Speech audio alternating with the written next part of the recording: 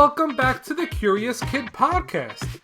How many people out there have listened to each and every episode of Curious Kid Podcast? If you have, you've listened to us for about 4 total days. That's right! If you listen to every episode without interruption, it would take you more than 4 full days to listen to the entire Curious Kid Podcast catalog. If you've listened to everything, you might also remember an episode we released a really long time ago in episode 3 of Curious Kid Podcast. It was called Curious About Sneezing. It was our first episode with a guest. Well, the topic we're covering this week goes well with that episode, and you're about to find out why. Double mailbag! Double mailbag! My 5-year-old son Maddox and I wanted to let you know that we really enjoy listening to your episodes because we learn something new every time. Right now, we're binging the episodes every time we get in the car, as we just discovered your podcast last year. It's been wonderful for our summer vacation road trips. Thank you! Maddox wants you to know that he's curious about coughing, brakes in vehicles, and crocodiles. Thanks, Anya and Maddox. Hello, Jacob, Olivia, and Noah. My son Oliver is curious about coughing. We listened to your episode about asthma, but would like to learn more about the physical reactions that involve coughing. If not coughing, he is also interested in learning more about air, cookies, Alice in Wonderland, Saturn, and Pluto. If you are taking more suggestions, I would enjoy a kid-friendly episode on yoga, or how to regulate emotions and feelings. We are so enjoying your podcast, and it's been wonderful to watch Oliver learning while playing. Thank you so much, Christina Mom and Oliver 6 years old. Those messages were awesome. We are so excited to get curious about coughing from Maddox and Oliver. This is the second consecutive week that we are getting curious for a listener that left us a topic suggestion and an amazing 5-star review. We are going to do that a whole lot more going forward. So if you have a great topic for us to get curious about that we haven't covered yet, leave us a 5-star review. It's the best way to make sure we cover your topic soon. If you listen to the podcast on Apple Podcasts or Spotify, it's super easy to leave us a review. It just takes a couple of seconds, and we read every single review that comes in. Okay, in this episode, we're going to explore the science of coughs, the different types, why they happen, how to deal with them, and of course, some fun facts. Prepare your throats, folks. This is the coughing podcast that you never knew you needed. Let's kick the learning off with the question of the week. There is a type of cough that is caused by a very highly contagious infection, and the name of the cough comes from the sound that people with the infection make. There is a vaccine that helps prevent the cough that is called the DTaP vaccine. The question of the week is, what is the name of the cough I'm describing? All right, let's begin with the basics. A cough is basically your body's way of clearing irritants from your airway. Your brain senses something up in the throat or chest, dust, phlegm, smoke, and signals your lungs to cough it out. Scientists call coughing a reflex. It's involuntary once triggered. It starts with irritation. Then there's a deep breath, your vocal cords close, pressure builds, they release, and out comes that cough. Coughing can also be triggered voluntarily, meaning that you can get your body to cough if you want it to. Coughs pop up for many reasons.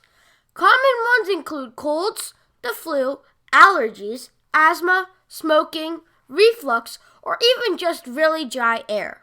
In the case of reflux, that's when acid from your stomach can creep into your throat and irritate it, triggering a cough reflex. In other words, coughing isn't always about germs. That's exactly right. A dry, tickly cough could signal irritation. A cough with phlegm might mean infection or allergies. A barking cough might come from croup in kids. Different types of coughs tell different stories. You can simply cough while you're talking, laughing, or even if you're drinking something and it doesn't go down right. Alright, Olivia, let's get down to the nitty-gritty of the science behind a cough. What's going on inside our bodies when we cough? Glad you asked. First, sensors in your airways, called cough receptors, spot trouble. They send a message via nerves to your brain's cough center, probably in the brainstem. The brain then signals your muscles, diaphragm, chest, abdomen, and vocal cords. So your diaphragm contracts, chest squeezes, vocal cords shut, and then pop back open. You inhale deeply, pressure builds, and then you let the air back out at a high speed, up to 50 to 60 miles per hour. So when you cough, the air leaves your mouth at the speed of a car driving pretty fast. Other things can happen when you cough too. For example, you might get tears in your eyes when you cough, or maybe even pee a little. Peeing when you cough is called stress incontinence. Coughing can activate muscles that control bladder control. So, if your core and pelvic floor aren't strong, when you cough, it might cause a little pee to come out.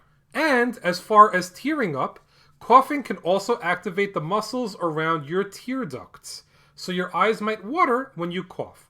Peeing and eye watering are reactions that are definitely more common during a really intense cough.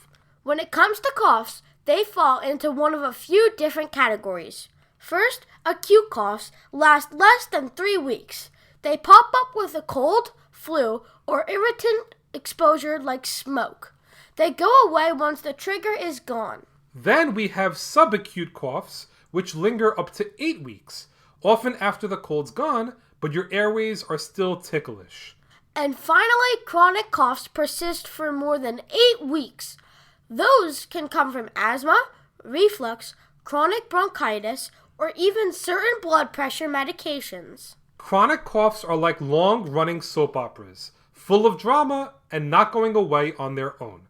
Coughs can also be described as productive or non-productive. I'm a productive person, so does that mean that I get productive coughs? That's not how that works at all. A productive cough is a cough that has phlegm or mucus. You can think of it as a wet cough. A non-productive cough is a dry cough. Dry coughs are usually caused by a tickle in the throat, but there is no phlegm or mucus. These can be so annoying because it feels like you swallowed a feather that's tickling your throat. Coughs can also be viral, bacterial, or allergic. A viral cough comes with colds or the flu. They might be dry at first, then turn wet as mucus builds up. They often peak around day 3 or 4, then improve in a week or 2. Bacterial coughs, like the cough caused by pneumonia, tend to hang on longer. Come with fevers, sometimes turning the mucus green or yellow and feel more intense. And then there are allergic or asthmatic coughs. Dry, itchy, worse at night or after exercise or pollen exposure. They're triggered by histamine or reactive airways, not germs. We learned about them in the episode on asthma. Alright, Doc, if I've been coughing for weeks, how do we figure out what's going on? First, we ask about timing, triggers, mucus colors, where there is a fever, chills, weight loss, or a history of asthma or reflux. Then, we listen to your lungs. If it's long-lasting or worrisome, a chest x-ray, a spirometry, which is a breathing test, or allergy test, may be ordered. If you're coughing up green gunk, something called a sputum culture might be ordered.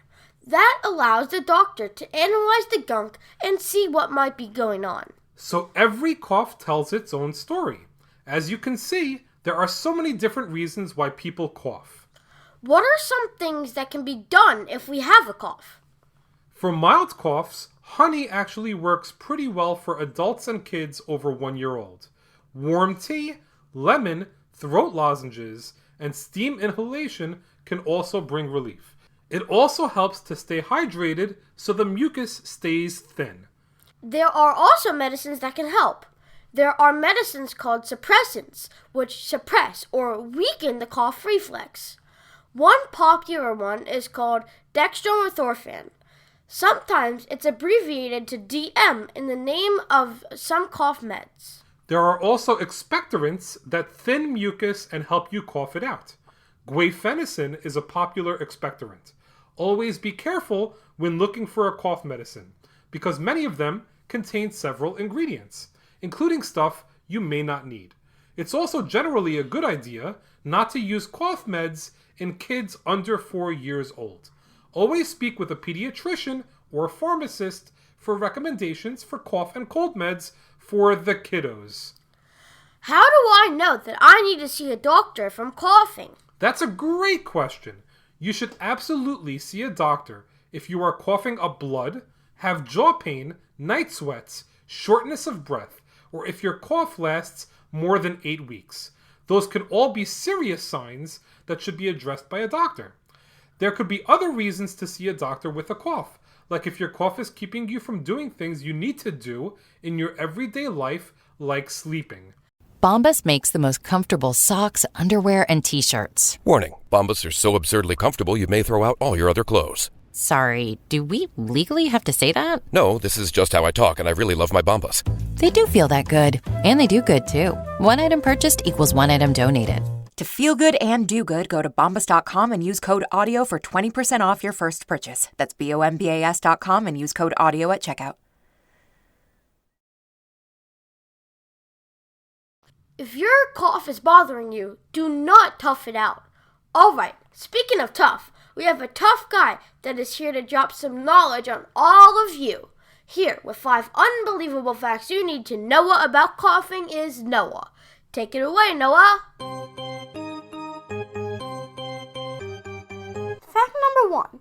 The loudest recorded human cough was 101 decibels, which is about as loud as a chainsaw.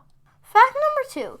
There's actually something called a cough reflex test to check and make sure that the brain is working properly. Doctors give you a bitter spray and watch how fast you cough. Fact number 3. Animals can cough too. Cats, dogs, and even birds cough. Fact number 4. Coughing can reset your endorphins.